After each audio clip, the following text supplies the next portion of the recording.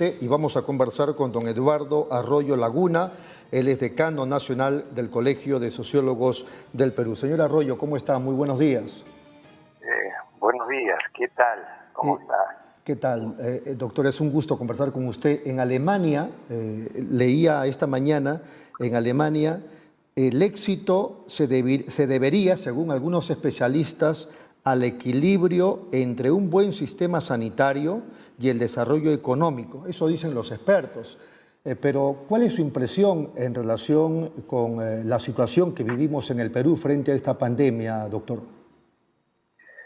Bien, inicialmente como decano nacional, un saludo a todos los trabajadores hoy día, 1 de mayo, por el Día Internacional del Trabajo.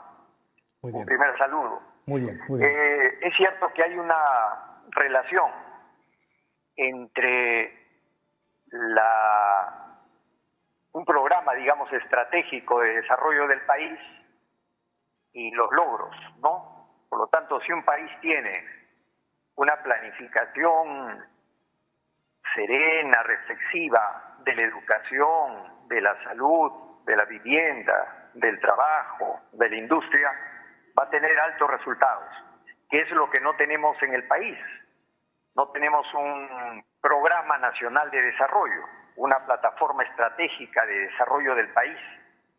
Y eso explica que, al margen de la excelente voluntad de los médicos, enfermeras y en general los profesionales de la salud, ante la falta de apoyo del Estado, que durante un siglo, por decirlo menos, jamás ha atendido las necesidades populares, se entienda que ante una epidemia mundial o pandemia no podamos nosotros resolver los problemas, ¿no?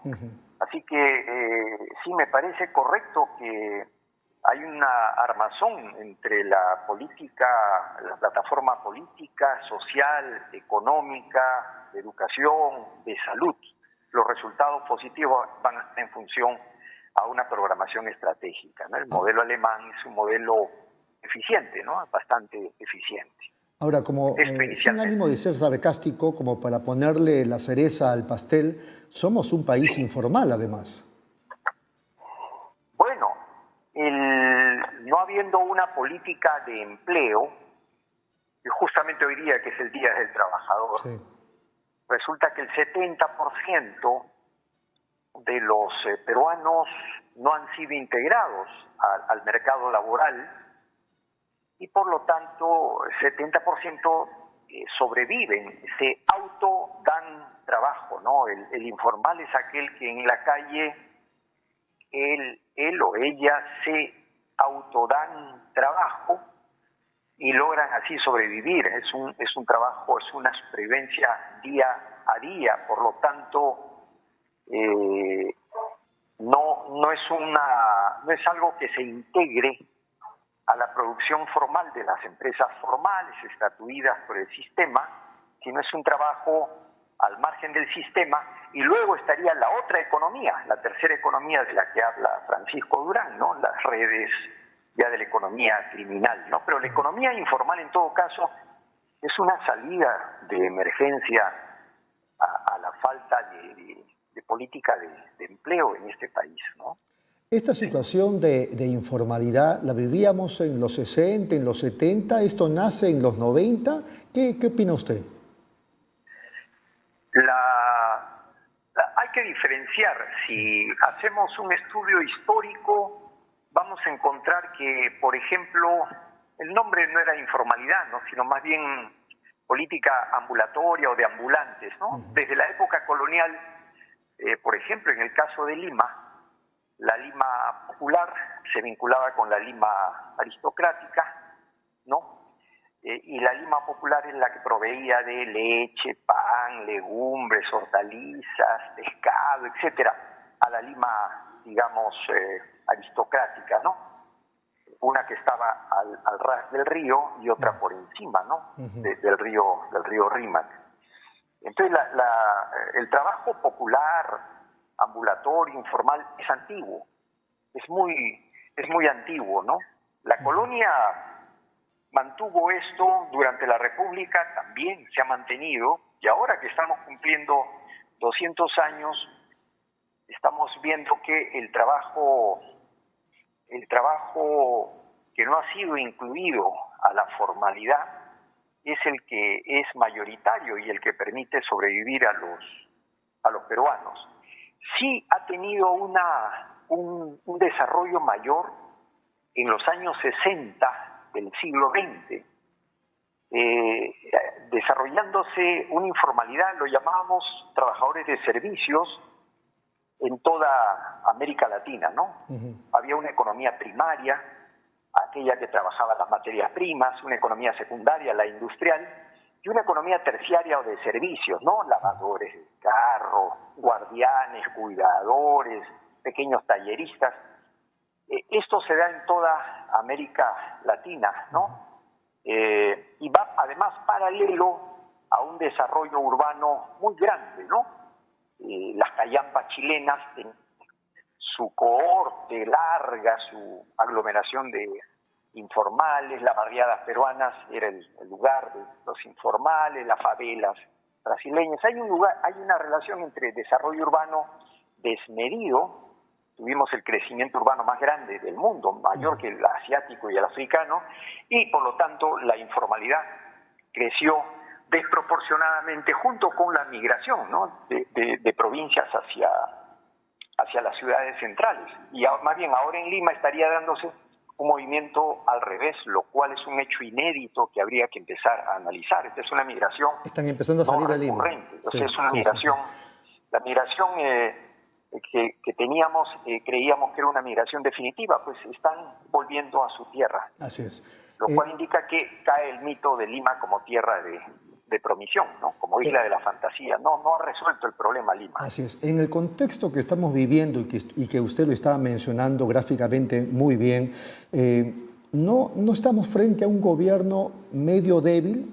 Yo le contaba el otro día a los televidentes, cuando se ordena a la gente y están los soldados, la policía, la gente colabora y la gente se ordena en los mercados. Pero cuando no están los policías o no estén los soldados, pues ahí hay una, digamos, una agrupación enorme de personas que se juntan, etcétera, etcétera. La pregunta es, ¿no necesitamos o no debiéramos tener un gobierno más fuerte, digamos, que se haga respetar, que use más a la soldadesca, a la policía, para que, digamos, impongan la autoridad donde se tenga que imponerla? Bueno, el gobierno del ingeniero Martín Vizcarra está demostrando que en medio de la inexistencia de un partido, no tiene partido, de la falta de cuadros congresales, de además ser un presidente que ingresa después que dimitiera el titular Kuczynski, ha hecho dos cosas asombrosas en momento de crisis, ¿no? Ha logrado tumbar a un Congreso opositor impresentable, ¿no? El afro-fujimorista, y ahora, ante la crisis, como dice César Hildebrand, es un presidente que en época de crisis se crece. O sea, yo sí lo veo como un héroe en momentos de crisis, no en los momentos de serenidad donde parece que se adormece. Pero sí es real que siendo un gobierno neoliberal, porque este es un gobierno que defiende la globalización neoliberal, tiene una arista popular que hace que trate de tratar los temas del pueblo, pero eso que usted dice, sí, no está sacando pues los tanques a la calle, ni la policía para tratar de controlar, y es cierto, allí sí se puede dar o puede manifestarse una cara de una supuesta debilidad, ¿no? Pero es que gravita otra cosa más. Y lo otro es que, como me decía un alumno ayer en clase, esta gente, por ejemplo, que está migrando de retorno a su tierra, que estaban por la Panamericana Norte, entonces mucha gente sale a regalarles alimentos. O sea, hay solidaridad de parte del pueblo, ¿no? Nuestro pueblo es bueno, es justo, es solidario, justiciero. Pero gente que está necesitada y no tiene para comer, le vamos a pedir que guarde 1,5 metros de distancia, que se coloque la mascarilla bien, es decir, como que hubiera una desesperación que ya está por encima de los protocolos de salud, de higiene, ¿no? de sanidad. Hay que entender esa desesperación. Si encima esta gente que se está yendo sin alimentos, sin ninguna protección, le metiéramos palo, un golpe, creo que lo que vamos a tener es un rayo, un alboroto, dentro de poco una rebelión popular, que es lo que puede jugarse, porque esta pandemia con gente desesperada puede generar brotes de anarquía muy fuertes, eso es lo incontrolables, ¿no? Y ahí sí tendría que salirse con otro cariz, un cariz mucho más duro. Creo que hasta ahora el gobierno ha mantenido una serenidad al respecto, Por eso es que la policía también se ha ganado su rol, y junto con los médicos, policías, enfermeros y el ejército aparecen en la primera línea, ¿no? de los afectados también por la crisis, ¿no? Por la cantidad, por ejemplo, de afectados por el coronavirus que hay en la policía, ¿no? Así es.